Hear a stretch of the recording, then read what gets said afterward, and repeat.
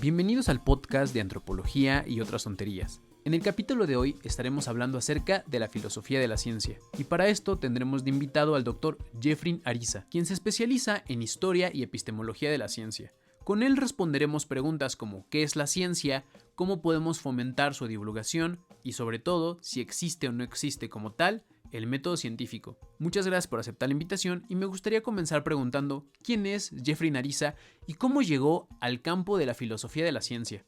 Vale, gracias Gustavo por la invitación. Va a ser un lindo espacio, me parece. Bueno, yo soy Jeffrey Ariza. Tengo una cuenta en TikTok que se llama Carnapiano. En Facebook me pueden encontrar como Jeffrey Ariza directamente. Yo soy licenciado en química, graduado de la Universidad Distrital Francisco José de Caldas. Finalizando mi carrera de grado, hice una tesis en la cual me pregunté sobre lo que sabían los profesores acerca de la filosofía de la ciencia, entre otras cosas. Entonces, posteriormente hice una maestría en historia y filosofía de la ciencia. Bueno, se llama epistemología e historia de la ciencia, y luego un doctorado en epistemología e historia de la ciencia en la Universidad Nacional de 3 de Febrero en Buenos Aires, Argentina. Y luego hice un postdoctorado en historia, filosofía y didáctica de la ciencia en la Universidad Nacional de Química y en la Universidad de Buenos Aires. Entonces, inicialmente mis preocupaciones fueron didácticas en el sentido de preocuparme por lo que saben los estudiantes y profesores acerca de filosofía de la ciencia. Para eso cursé todos estos programas de posgrado y luego me decanté por nuevamente, volví al ámbito didáctico trabajando esto hace más, tanto filosofía de la ciencia como concepciones sobre historia y filosofía de la ciencia a los profesores y estudiantes. Hoy por hoy me encuentro en la Universidad Católica del Maule, en la Facultad de Ciencias Básicas, el Departamento de Biología y Química, y soy,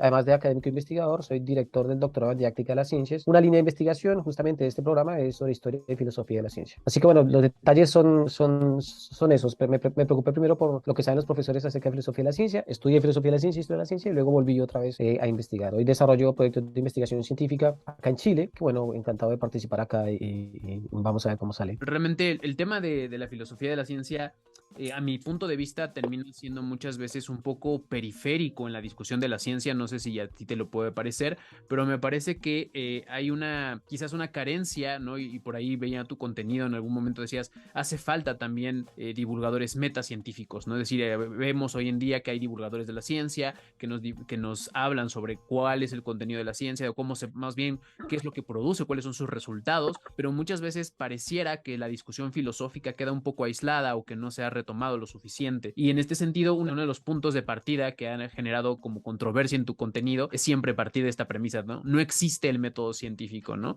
O no existe como tal el método científico. Y esto siempre alerta a muchas personas porque por lo general en una de los criterios quizás un poco ambiguos de distinguir qué es lo que es una ciencia o no es una ciencia, generalmente la respuesta es esa, ¿no? ¿Qué hace una ciencia o no una ciencia? Pues el método científico, ¿no? Si utiliza el método científico es ciencia y punto. Y muchos de estas personas, incluso profesionales en la propia ciencia, parten de esta premisa y divulgan sobre esta idea sobre la ciencia. Pero ¿cuál sería tu percepción? ¿Podríamos decir efectivamente que existe el método de la ciencia? ¿No existe el método científico? ¿A qué nos referimos cuando se puede afirmar que no existe el método científico? Primero, toda la razón, defiendo la idea de que la divulgación científica requiere también un componente metacientífico, en el sentido de que las afirmaciones con muy buena voluntad que hacen los divulgadores científicos muchas veces traen consigo estas imágenes deformadas de la ciencia y del científico mismo. Y no solo la idea de que existe el método científico, otras ideas que en filosofía de la ciencia se encuentran superadas, como la idea de la verdad absoluta, el conocimiento universal indefectible, de la existencia del método científico, de la supuesta objetividad y neutralidad del científico cuando se acerca a los hechos. Bueno, estas ideas fueron superadas hace rato. Pero en filosofía de la ciencia, en la ciencia misma aún falta muchísimo. Hay cátedras de filosofía de la ciencia escasas en las carreras de los científicos y científicas, y cuando las hay, casi que se presentan de manera desconectada a la formación científica misma. Así que bueno, sí, coincido, hay muchos científicos y científicas que siguen manteniendo imágenes inadecuadas de la ciencia. No son todos, por supuesto, hay ejemplos muy buenos. Hay uno que a mí me gusta, un científico que me gusta la formación metacientífica que tiene, es Gustavo Romero, y ha escrito libros sobre filosofía de la ciencia. Bueno, pero esos casos son escasos. Y sucede esto: yo he estado en conferencias, charlas, sea con científicos, científicas, profesores, profesoras, estudiantes, en las que digo esto: el método científico no existe. Y lo primero es esto: el método científico es nuestra piedra de corte que determina lo que es ciencia y lo que no, como tú lo mencionaste, y aquello que no sigue el método científico no sería ciencia. Bueno, pero muchas veces cuando digo esto se reaccionan, se enojan, me abordan, esto en TikTok aparece mucho, porque las personas creen que uno está atacando la ciencia. O sea, si el método científico es el que me aseguró la verdad de las teorías que tenemos hoy, ¿por qué atacas nuestro método? Bueno, es también una especie de cientificismo sostener esto, pero la ciencia ciertamente, por más y toda la subjetividad que tiene más y todas las que no siga un mismo método, y ahorita voy a decir en qué sentido no existe, más allá de eso, la ciencia nos ha ofrecido las mejores y mayores explicaciones que tenemos del mundo hoy, de los fenómenos del mundo hoy, y eso con toda la subjetividad que tiene, con todos los fallos que tiene, con la no perfección que tiene, y con la no existencia de un método específico, y con todo eso es de cualquier actividad humana la que nos brinda las mejores explicaciones hoy, y no serán las últimas seguramente, la historia de la ciencia nos lo muestra, pero al menos hoy sí las tenemos, ¿sí? Entonces muchas veces cuando critico el método científico la gente cree que ataco la ciencia y no. Considero que eso es en todo caso intentar valorar la ciencia en su medida justa. Sobre qué sería decir que no existe y que sí existe. La no existencia del método científico entendido, el método científico como esta serie de pasos rigurosos que inician en la observación pura, neutra y objetiva, y que luego siguen en la postulación de una afirmación que da respuesta a esa observación y que luego yo evalúo, y que si al evaluarlo es como poner a prueba, experimentar, y si el resultado funciona, entonces la teoría es verdadera y construir mi ley. Bueno, este método científico como tal, como pasos descritos así, no se practica en la ciencia real, en la ciencia que hacen los científicos y las científicas. Ahí no existe. En lo que hacen los científicos, o sea, los científicos no llegan a laboratorios sin ideas preconcebidas. Los científicos no son puros y neutros y objetivos frente a lo que observan, porque directamente utilizar un instrumento es aceptar la teoría que da cuenta del funcionamiento de ese instrumento. Ahí ya se está filtrando teoría. Los científicos llegan con ideas generales acerca de cosas, y esto se llaman hipótesis subyacentes, que es una terminología técnica, pero tiene que ver con aquello que los científicos y científicas creen acerca de algo, cierto tipo de creencias. Y bueno, cada uno de estos pasos que supuestamente siguen el método científico en la práctica real no suceden. Los científicos cometen errores, hay casos acerca de que los científicos sueñan con cosas y los ponen en práctica en el laboratorio, ejemplo clásico el de Kekulé. Hay científicos que hacen ensayo y error y van jugando con este funciona este no. Hay científicos que se le agrega una cosa y genera otra cosa. Y estas cosas no están en el llamado método científico. Entonces, en la práctica real no existe. Pero sí en donde existe, en donde sí diríamos que sí existe el método científico, y esto es lamentable, es en los libros de texto de los diferentes niveles educativos. Allí están, ¿sí? O sea, describen el método científico, los profesores intentan que los estudiantes sigan esta receta, sacándole características a la ciencia que son naturales de ella, que son la imaginación, la creatividad, el error, ¿sí? Estas cosas son parte de la ciencia, y el llamado método científico que los profesores enseñan pues ahí en el colegio está, lamentablemente. Y también digo en dónde está, en dónde también existe esto. Y esto lo menciono algo así como en el ideal o el imaginario de las personas que creen que la ciencia es así. Sí, pero basta ir a un laboratorio, hablar con científicos y científicas, presionarlos un poquito acerca de qué es lo que hacen en el laboratorio, y será sencillo notar que esta serie de pasos como receta para hacer teorías no existe ahí. Eso nos parece bastante interesante porque justamente rompería como en esta idea y alguna de las cosas que venías mencionando me hizo ruido o me hizo pensar en también una de las cosas que la gente llega a pensar con respecto a lo de la ciencia y es la idea que hay una completa objetividad y que, por ejemplo, no habría estas como elementos como subjetivos o que vienen como ideas preconcebidas. No sé si podríamos llamarlo hasta cierto punto presupuestos ontológicos que estarían anterior a cualquier investigación o cualquier experimentación, o si solamente lo hablaríamos como eso, como hipótesis subyacentes, pero que habría que pensar entonces, que, por ejemplo, algunos referentes como incluso hay incluso afirmaciones como, no sé, Katy, ¿qué te parece tipo de afirmaciones como las de Bruno Latour, ¿no? Que dice que mientras no se tenía cierta información en la historia en su momento, o esta idea de, como historicista, no podía hablarse de que existía una enfermedad hasta que concretamente se logró describir. Y entonces muchas veces se piensa que la realidad existe como tal y que es la ciencia la que a partir de este método podría llegar a la conclusión. Sin embargo, para esto que nos estás diciendo, parecía que la objetividad no se daría tal como nos los estás diciendo, sino que habría elementos subjetivos que incluso influyen en la propia ciencia. ¿Cuál sería, para tu punto de vista, hasta qué punto influye la subjetividad y realmente podemos hablar de objetividad, o incluso, por ejemplo, pensaba en lo que plantea, no sé, el biólogo Humberto Maturana cuando habla de una objetividad entre paréntesis y una objetividad sin paréntesis, ¿no? Diciendo, podemos ser objetivos en tanto ser rigurosos en el método, tratar de no mentir o no engañar con los datos, lo que no significa que no tenga una idea, pues digamos, arbitraria de voy a hacer ciencia como sea, como se me antoje, sino que sí, evidentemente hay una rigurosidad, pero esa rigurosidad pues está abierta al cambio y a la transformación. No sé cuál sería ahí tu postura con respecto a la subjetividad y la objetividad en la ciencia. Vale, respecto a la objetividad y subjetividad en la ciencia, lo que usualmente hacen los científicos es acercarse a los fenómenos con lo que tienen, ¿sí? Con sus capacidades. Cuando hablamos de objetividad y neutralidad, hablamos de eliminar casi que cualquier vestigio de información que pueda interferir en lo que nosotros queremos capturar, interpretar, explicar. Y al menos en filosofía de la ciencia, esto lo propuso Norman Hanson acerca del, bueno, desarrolló ideas que ya habían antes, sí, pero es una tesis fuerte de él, la existencia de la carga teórica de la observación. Sí, cuando hablamos de la carga teórica de la observación, él sostenía, no podemos observar cosas de manera pura, neutra y objetiva, es en este sentido de subjetividad.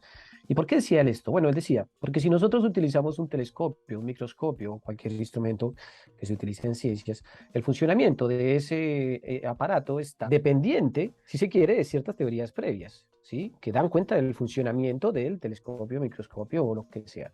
Incluso, por ejemplo, cuando se dice la observación de la edad de un fósil, se utiliza una técnica que desarrolla, entre todo caso, un tipo de relaciones que fueron propuestas, ¿no? La relación entre una cosa y otra. Y esto lo que me permite a mí es filtrar cierta carga teórica que llamamos carga teórica debido a los instrumentos, a las teorías que dan cuenta del uso de los instrumentos. Ahí ya hay algo de información en que interfiere, digamos. Y cuando digo interfiere, significa que aceptamos todo. Y ahorita voy a hacer una acotación respecto a lo que mencionaste en los paréntesis de Maturana. Y el otro tipo de subjetividad que aparece es esto que hablaba acerca de las cargas teóricas asociadas a las hipótesis subyacentes. Luego voy a dar una tesis de la carga teórica un poco más técnica, pero al menos acerca de las hipótesis subyacentes se refiere a que nosotros nos acercamos a cualquier cosa ya teniendo ideas presupuestas de algo. Y estas ideas presupuestas de algo están asociadas a aquellos significados que nosotros hemos construido por la educación, por las relaciones sociales, por la relación de nosotros con el mundo.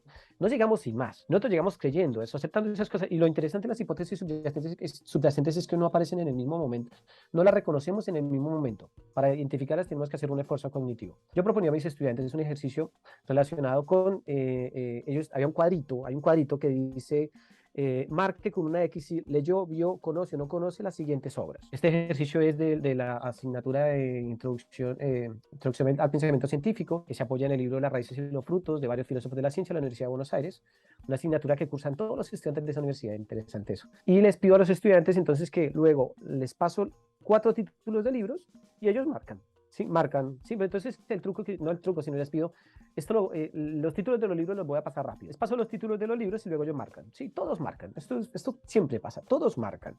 Leyó, vio, conoce o no conoce. Lo interesante es que luego les digo, listo, vamos a repasar quién leyó o vio o conoce, por ejemplo, Alicia en el País de las Maravillas, no dice maravillas, dice Maravillas. Y todos marcan algo, ¿sí?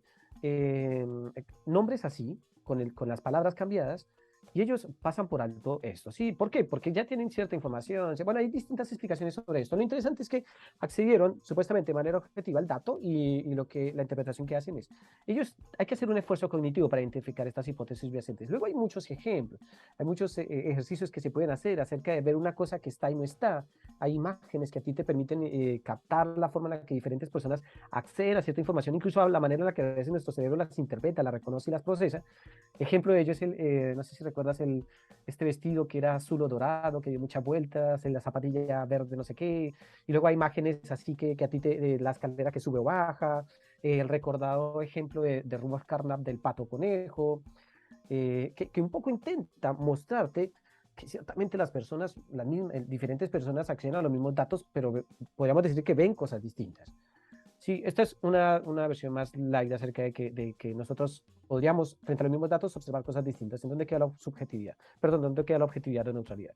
Y otro ejemplo más técnico, ya asociado a análisis estructuralista de las teorías científicas, es que cuando los científicos intentan describir algo, explicar ese algo, esa explicación, esos términos que usan para describir lo que quiere explicar, fue propuesto antes por otras teorías. ¿Sí? O sea, La teoría del enlace Valencia-Heller-London-Pauling, por ejemplo, intenta explicar combinaciones entre los electrones, enlaces atómicos, pero esos términos con los que describen lo que quieren explicar fue propuesto en teorías anteriores. ¿Sí? Entonces ya hay, esto se llama una carga teórica debido a la presencialidad histórica de los conceptos, de los términos. ¿Sí? Pero que en todo caso también es asumir cosas que estaban antes. ¿Sí? Esto se parece un poco a lo que mencionabas de Latour, ¿no? Vale, eso es desde el estructuralismo metateórico, una corriente filosófica actual, se sostiene la carga teórica así, como que toda teoría no aparece en un lugar donde no hay nada, siempre hay cosas antes que fueron establecidas por teorías previas. ¿Sí? Y lo curioso es que esas teorías, esos términos que estaban ahí me sirven para explicar el fenómeno que yo quiero explicar, para describir el fenómeno que yo quiero explicar, y luego introduzco nuevos términos para explicarlo. Bueno, sobre lo que mencionaste acerca de que, vamos entre paréntesis con Maturana, hay algo interesante, una entrevista que le hacían a Antonio Diego Lucena, un filósofo de la ciencia español, obras muy interesantes tiene. Y él dice, le preguntan sobre si él es realista. Y él dice, yo soy realista, pero no el realista ingenuo. ¿Y en qué sentido? Bueno, usualmente el realista ingenuo cree que las entidades postuladas existen en la realidad y están ahí. ¿Sí? Hay diferentes tipos de realismos, pero vamos a dar esta descripción muy básica. Bueno, él dice, yo soy realista, pero en el siguiente sentido. Yo soy realista en el sentido de creer en las teorías que hoy aceptamos. Pero cuando cambien esas teorías y las descripciones que damos de ese, seré el realista de esa época, de la siguiente época en la cual creeré en las entidades que me postula la teoría. Entonces, esa es una versión pragmática del realismo. Yo creo en lo que propone la ciencia hoy, pero no es lo mismo que creer en lo que propone la ciencia mañana. En lo que quizá pueda proponer la ciencia mañana, pero creer en eso mañana. ¿Sí? Entonces, eso también te habla acerca de que ciertamente la objetividad en ciencia y filosofía de la ciencia está hecha menos, digamos. Y eso no es ningún problema. O sea, que tenga estos rasgos subjetivos, estos rasgos no neutrales, estos rasgos de la existencia, de la no existencia de un método, está todo bien con la ciencia, porque insisto, la ciencia, más allá de eso, si queremos explicar por qué los rasgos de un individuo dentro de una familia son distintos, vamos a la ciencia y nos brinda las mejores explicaciones que tenemos hoy. Con todo y eso que mencioné. Sí, me parece, y es un poco lo que mencionabas, me recordó una frase y ahorita hablando del realismo, de Heisenberg, ¿no? Dice que hay una frase que dice, no vemos la realidad tal cual es, sino vemos la realidad expuesta a nuestro método de interrogación. Incluso, por ejemplo, por ahí el propio Jeffrey Alexander, alguien que trabaja el tema de la sociología de la ciencia, habla de este continuum entre el mundo metafísico y el mundo empírico, en el cual, por supuesto que podamos buscar datos, y documentarlos, pero estos datos ya están guiados por nuestros presupuestos metafísicos que ya lo conciben, que es justamente la tradición, pues más, digamos, teórica, la visión más teórica, y que esto se aleja un poco de los debates. No sé qué papel tendría para ti los debates o qué lugar ocupa los debates. Yo al menos los sigo percibiendo en ciertas esferas, pero que me parece que ya estarían como muy, abandonados, pero que son estos debates acerca de el idealismo contra el materialismo, ¿no? O el tema de, por un lado está las ideas y por otro lado está lo material. Incluso desde la tradición, desde Marx, vemos estas discusiones que se tenían, ¿no? Decir, bueno, incluso en algún momento el idealismo era casi un insulto, ¿no? Decir, no, es que tú eres un idealista y pura metafísica, ¿no? Y no hay realmente, a mí muéstrame los datos empíricos, ¿no? No me hables de teorías, no me hables de cuestiones abstractas. Una cosa es la teoría y otra cosa es la práctica, ¿no? Entonces, como que este tipo de razonamientos que escuchamos en el día a día cotidianamente que siguen presentes, ¿qué crees qué lugar ocupa? Y también con respecto al tema del realismo, ¿tú crees que podamos hablar de que hay una realidad a la cual podemos acceder de manera directa, o podemos decir que el realismo es una visión ontológica y que quizás podemos hablar de un pluralismo ontológico donde hay distintas posibilidades de analizar? ¿A qué me refiero? Por ejemplo, en antropología como una ciencia social, lo que hace es que tiene sus tradiciones de investigación y por un lado, pues tenemos, claro, una tradición materialista que se enfoca mucho en retomar datos, ve las mediciones ecológicas de un ambiente para tratar de entender los criterios de adaptabilidad de las propias personas en un medio ambiente, pero también hay otros enfoques más de carácter fenomenológico, interpretativo, que buscan entender la subjetividad de las personas. Y entonces siempre hay este tipo de debates, un poco a lo mismo, ¿no? De, no, pues es que lo fenomenológico o lo hermenéutico es mero idealismo, porque no tiene un respaldo como tal, o suficiente respaldo, empírico y por otro lado, esta idea de lo materialista contra lo idealista. ¿Qué lugar ocupan este tipo de choques y de encuentros? Y que, por ejemplo, incluso, y aquí un filósofo de la ciencia que ha generado como controversia entre nosotros, ¿no? Que es Mario Bunge, que, por ejemplo, pues tiene sus textos y que generalmente suele ser muy severo, por ejemplo, con las visiones no materialistas. Y entonces retoma a los que hacen fenomenología y dice, no, pues es que son puras especulaciones y no tienen suficiente información y es muy laxo y demás, ¿no? Entonces, ¿qué crees que sea el lugar que ocupa hoy en día esta discusión entre idealismo, materialismo, realismo, subjetivismo? ¿Cómo podríamos concebirlo? ¿Realmente podemos decir que un realismo o un materialismo es superior a un idealismo o a un elemento más interpretativo? ¿O qué posición tendrías con respecto a eso? Lo que ha pasado en filosofía de la ciencia es que estas posturas polares,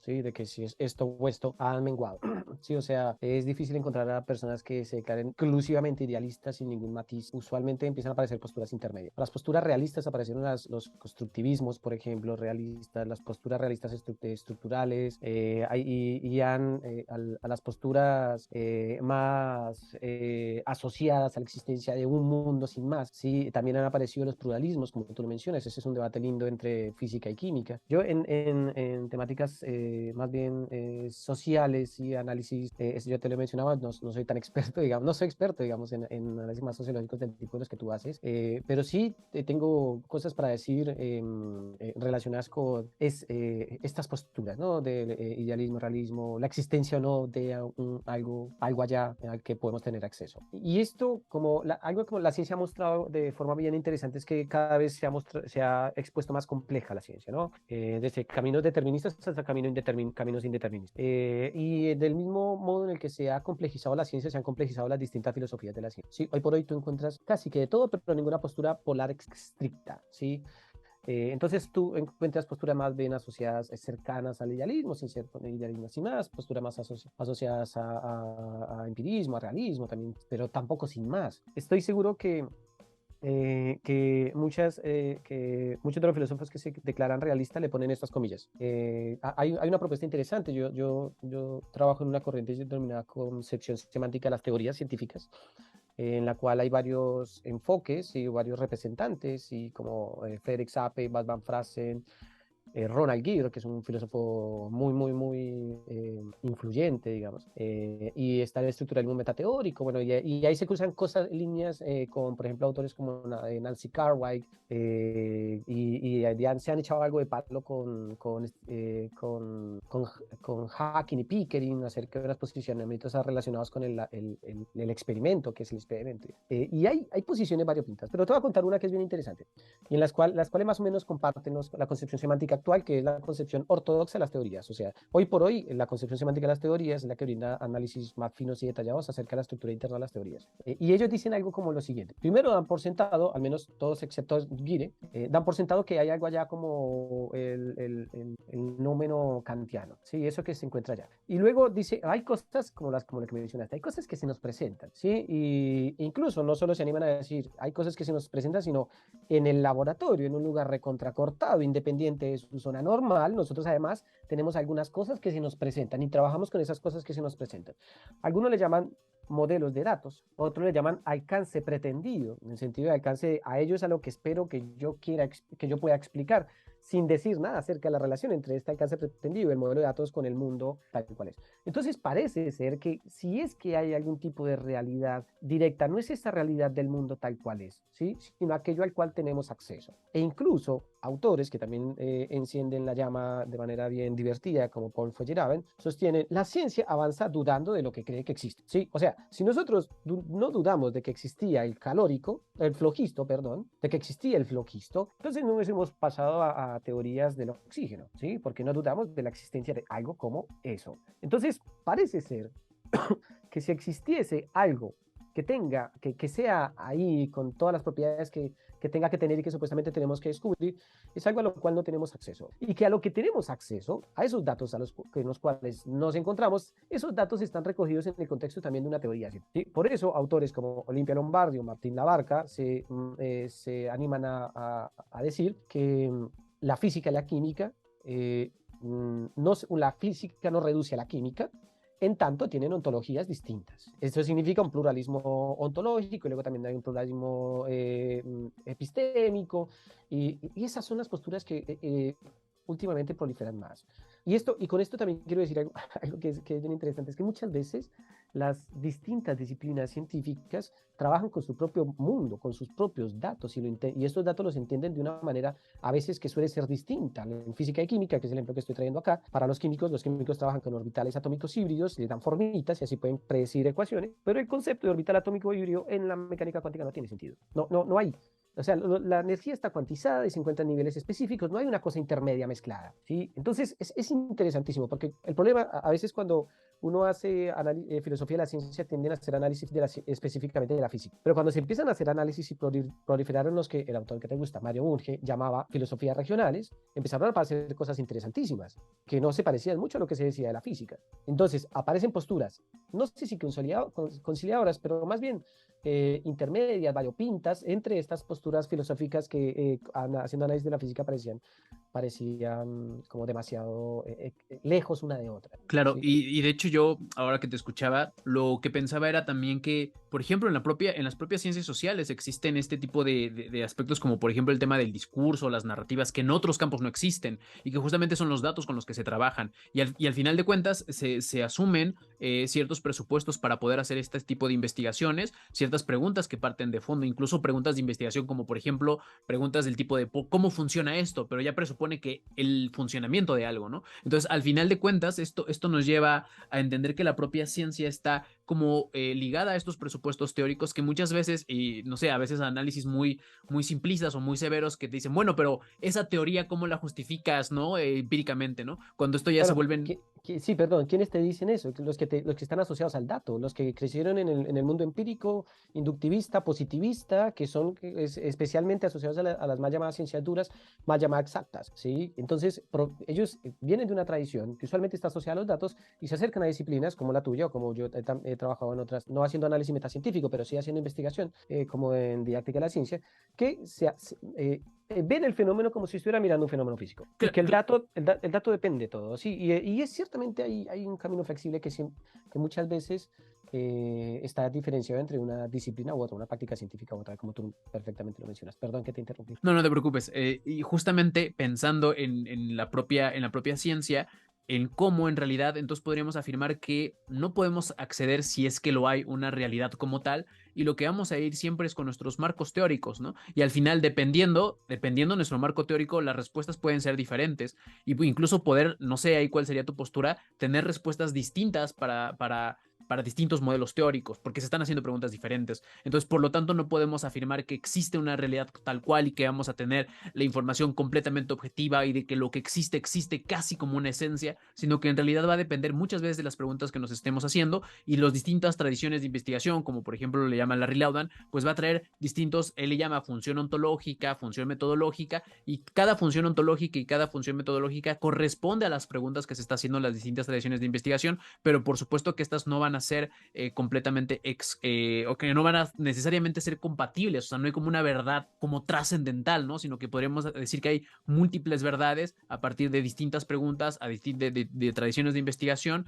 y no es que sea una cuestión de arbitrariedad, sino que cada una tiene sus formas de hacerse las preguntas y de responderlas metodológicamente, y eso lo que quizás podríamos hablar de ahí es una congruencia, ¿no? En cuanto al método, ¿no? Por ahí retomando a Maturana e incluso en sociólogos como Niklas Luhmann hablan de un realismo dependiente del modelo, ¿no? Es decir, hablamos de que algo es real, pero depende de ese modelo, no es algo exclusivo de ese modelo, y que ya venía desde Kant, ¿no? De los datos sin teorías, pues quedan vacíos, y la propia teoría sin datos, pues también se queda muy ciega, ¿no? Entonces, eso también nos permite. Y ya como para ir como cerrando un poquito de esta charla, no sé qué opinión tendrías tú con respecto a, por ejemplo, y trayendo este tema de si estamos hablando de este pluralismo, de estas múltiples respuestas, de distintos modelos, de no existe la realidad tal cual es, sino vemos la realidad expuesta a nuestro método de interrogación, ¿cómo podríamos o qué sentido tendría, por ejemplo, pensar hoy en día en pseudociencias? ¿Qué sentido tendría hacerlo? Porque, por ejemplo, Mario Bunge lo que denuncia un poco es que es un tema descuidado y este descuido pues trae consecuencias de carácter política. Yo leyendo a Bunge me parece que sus preocupaciones a veces son más políticas que propiamente filosóficas en términos científicos. Su preocupación es pues el Estado, la financiación de ciertos proyectos y cómo eso puede generar una menor posibilidades de una democracia o como él le llama una epistemocracia. Entonces a mí a veces me parece que el interés de Bunge es más político que filosófico en cuanto al tema de la demarcación de la ciencia y de la pseudociencia, pero ¿qué posición tendrías tú? ¿Qué consecuencias habría de no hacer un criterio claro de demarcación entre lo que es ciencia y pseudociencia? O si esto realmente les interesa a los filósofos de la ciencia hoy en día. Es interesante. Bueno, los intereses políticos de Bunge son los declara abiertamente, tú lo has visto constantemente. Yo pues, creo que es un interés genuino.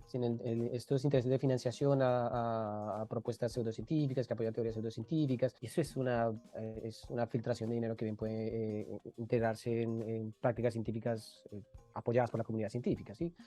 Pero bueno, yo creo que eso es genuino y eso está bien, ¿sí?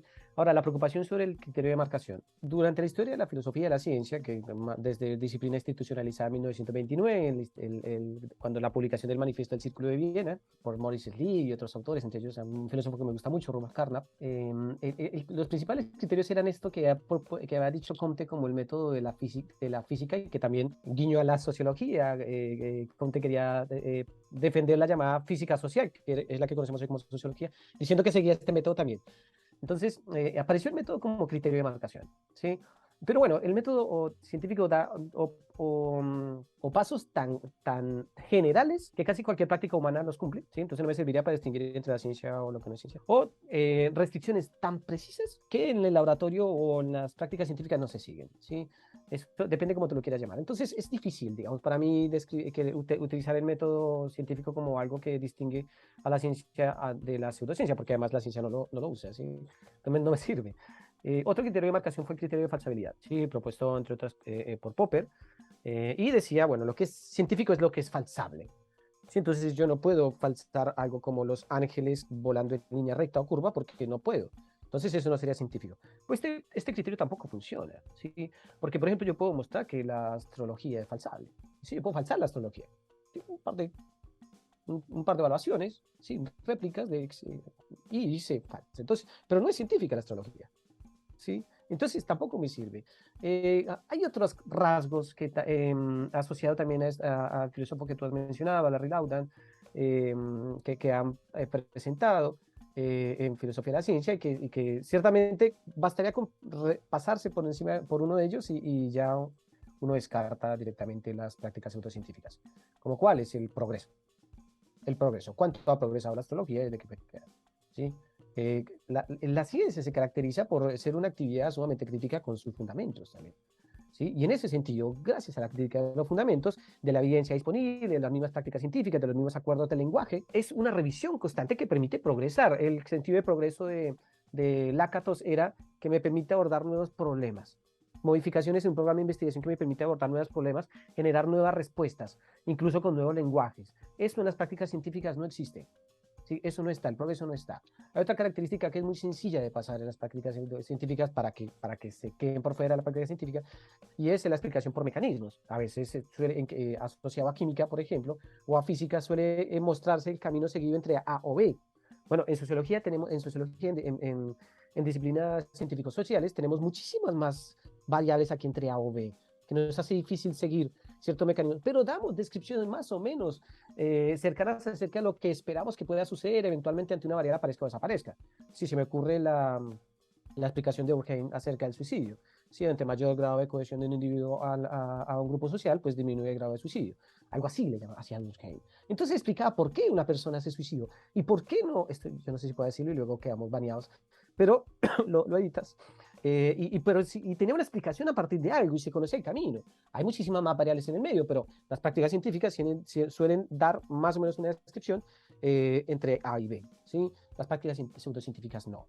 ¿Sí? Entonces, ¿qué ha pasado con los filósofos de la ciencia? Que cómo esto es tan sencillo, ¿sí? ¿Cómo esto es, me hablan acerca de una práctica pseudocientífica? A ver, veamos, analicemos, ¿sí? Y no es tan difícil pasarle la demarcación, pues casi que han dejado de preocuparse tanto por eso. Esto a Bunge le debería exasperar si estuviese vivo ahora, pero yo creo que eso sí es una falta también. Sí, yo creo que habría que recurrir a los intereses bunkeanos, pero con discursos más asociados a otros tipos de criterios de demarcación. Entonces, ahí sí yo estaré de acuerdo, sí, con Burke, con el ideal político. Pero definitivamente hay que pasar por otros criterios, ¿sí? Que no son los asociados usualmente a la práctica de la física, sino es otra cosa, ¿sí? Hay más, ahora se me escapan más, pero van por ahí. Claro, o sea, me parece una muy buena reflexión de cómo podemos de alguna forma apropiarnos de esos intereses políticos de Bunge, pero renovar sus propios criterios y no quedarnos solamente en eso, ¿no? Incluso yo rescataría esta idea de que, por ejemplo, Bunge también reconoce la necesidad de la apertura, del diálogo con otros científicos y creo que eso también se vuelve algo importante y necesario en la discusión científica. Y ya simplemente para cerrar, ¿qué opinión tendrías con respecto a la frase, a la famosa frase de este Feyerabend, de que en la ciencia todo vale? En realidad la ciencia todo vale. Y esto es porque incluso Pablo Guadarrama en un librito que se llama ¿Para qué nos sirve la epistemología? Hace en una pequeña notita a pie de página nos dice, el problema de Feyerabend es que ese todo vale incluso podía llegar a legitimar ciertos aspectos fascistas, ¿no? Y que en una entrevista pareciera como que dice, bueno, pues sí debería, ¿no? Entonces, ¿cuál es el límite? ¿Todo vale? ¿No todo vale? ¿Qué nos quiso decir ahí Feyerabend? Bueno, Feyerabend, al igual que Kuhn, cuando exponen sus ideas fueron, digamos, radicales y produjo un montón de interpretaciones, al igual que Kuhn con el concepto paradigma o con el concepto de inconmensurabilidad, al igual Feyerabend con el todo vale, o con el contramétodo, que también ofuscó a varios científicos sobre todo. Y el todo vale, yo sé que, bueno, Feyerabend en algún momento guiñó, como lo que tú mencionas, guiñó como para canalizar todo vale a un montón de cosas. La lectura más fina de sus obras, más allá de las entrevistas que él brindó, que también él es polémico, Feyerabend tiene esa actitud, ¿no? Él es polémico, era polémico. La lectura fina de sus obras muestra el significado acotado que él asigna al todo vale. Se refiere al todo vale en la práctica científica. Cuando dice todo vale, está refiriéndose en el contra el método, incluso en el contra la razón, introduce la denominación todo vale en el sentido de que no es cierto que todos los científicos hagan lo mismo, ¿sí? El todo vale se refiere al todo vale en la práctica científica, porque en la práctica científica uno encuentra muchísimas cosas. Y aquí voy a recuperar al respecto de todo lo que mencionaba acerca de la existencia del método, la realidad o no de las cosas, la aceptación de una cosa como definitiva, eso. Voy a recuperar algo que tú mencionaste que siempre es muy lindo recuperar acerca de este Kant de la teoría, sino datos, los datos, ¿sí? Hay un parafraseo que hace un relacato, ¿sí?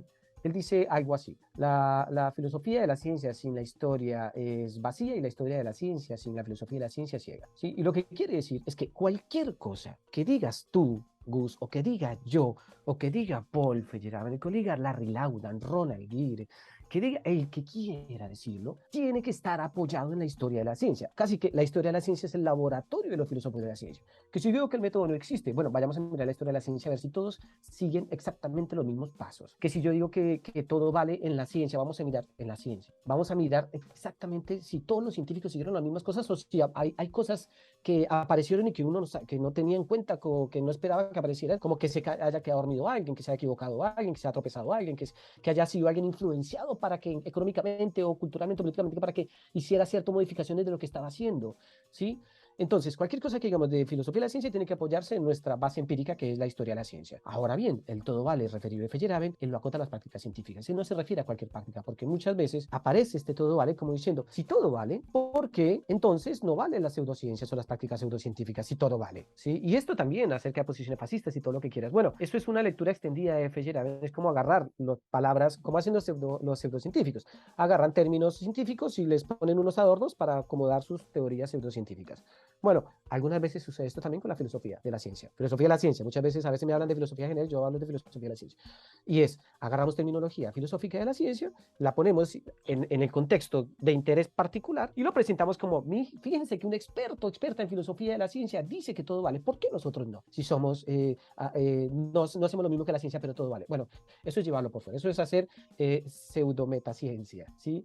Y es agarrar conceptos que fueron propuestos para explicar la práctica científica y llevarlos por fuera. ¿Sí? Entonces, ese sentido acotado. Pero bueno, Feyerabend así todo espinado y todo, anda haciendo polémica en las entrevistas. ¿Sí? Pero hay que ser un poquito más admisibles con releer a Feyerabend, digo yo, releerlo. Sí, excelente. Eso es una muy buena invitación para también ir cerrando. Y la verdad es que agradezco que hayas estado por aquí, que hayamos podido platicar estos temas. Fue una charla como bastante introductoria el tema de los intereses de la filosofía de la ciencia. También comparto tu interés de que haya divulgadores metacientíficos, que haya más personas que se interesen también por este tipo de temas y que no solamente se quede en la divulgación de la ciencia, porque a veces es importante conocer cuáles son los presupuestos de estos científicos, cómo llegan a estas conclusiones, cómo producen, cómo es, no sé, tomando de referencia este libro de Bruno Latour, cómo es la vida en el laboratorio, y que me parece que ahí los filósofos de la ciencia tienen un rol muy importante y que también esta divulgación metacientífica es algo que tiene que llegar para que las personas pues puedan romper o al menos cuestionar estas ideas que vienen en estos textos de estos libros de texto, ¿no? Muy básicos del método científico y demás. Entonces me parece que esta charla, estas palabras que nos compartes hoy en día